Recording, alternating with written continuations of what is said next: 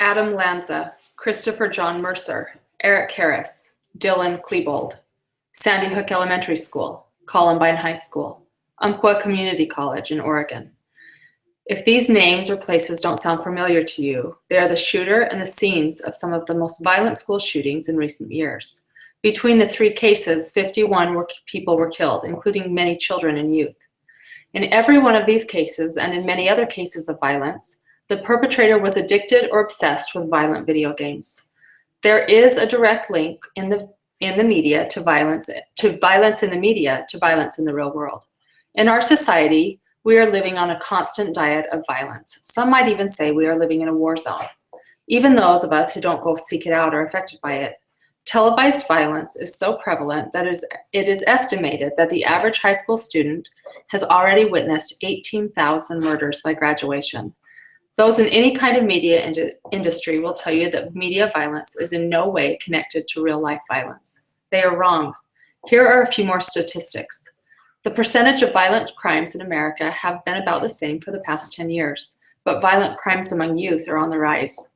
Of the top 10 video games played by boys, 5 of them are considered violent, with Grand Theft Auto coming in at number 1. For girls, 3 of them are considered violent, with Grand Theft Auto coming in at number 2. For those of you not familiar with the video game Grand Theft Auto, let me read the label to you. Rated M for mature. Blood and gore, intense violence, strong language, strong sexual content, use of drugs.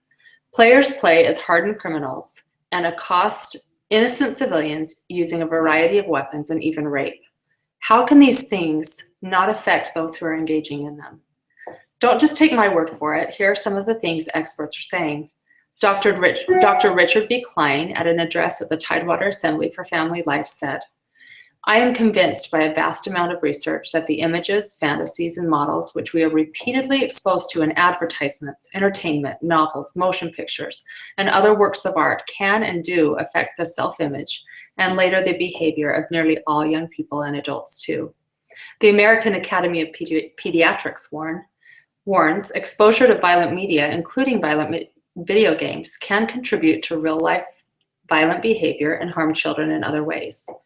Does violence cause us to be more violent? Studies show that it may not turn the average person into a gun-wielding maniac, but studies do show that it increases aggression in the average person and that it can be the tipping point for those who are already predisposed to aggression or violence.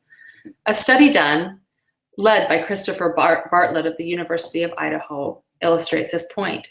They had 47 undergraduates play Mortal Kombat for 15 minutes. They had the same number of students play nonviolent video games for the same amount of time. Afterward, the teams took various measures of arousal, both physical and psychological. It also tested whether the students would behave more aggressively by having them dole out hot sauce to a fellow student, who, they were told, did not like spicy foods but had to swallow the sauce. Sure enough, compared with the group that had played the nonviolent video games, those who had played Mortal Kombat were more aggressive across the board. They gave their students significantly bigger portions of the hot sauce. One of the biggest myths concerning media violence is this one: it doesn't affect me. This isn't true. It does affect us all as human beings. It psychologically impacts the brain in several ways. First, it's addictive. It's also desensitizing.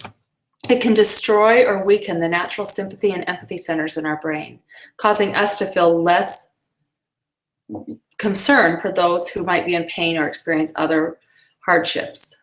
There are spiritual consequences for media violence as well. Prophets and apostles have been warning of this for over 40 years.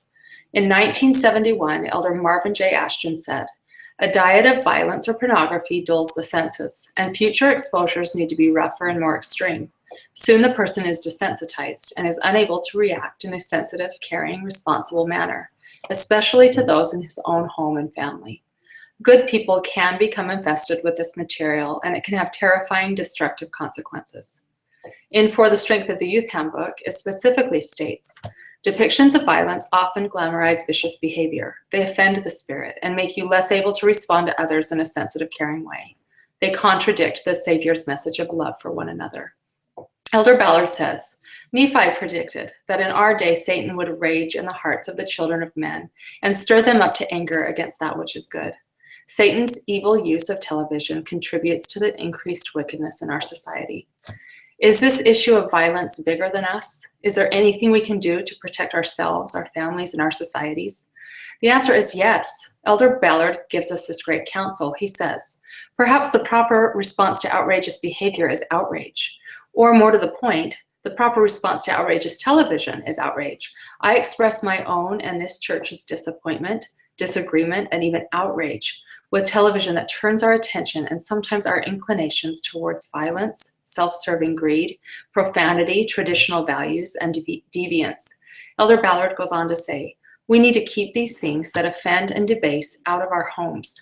We each need to help solve the problem rather than avoid or ignore it. Here are 5 concrete ways we can begin to fight back against the onslaught of violence. Number 1, become educated. Read things about violence based on scientific research rather than opinion. Number 2, monitor the content of the programs your children watch and be vigilant about what kind of media is being brought into your home. Number 3, limit the amount of time your children watch TV or play computer games. Number 4, set a good example. This might be the most important one. Refuse to allow these things into your own life.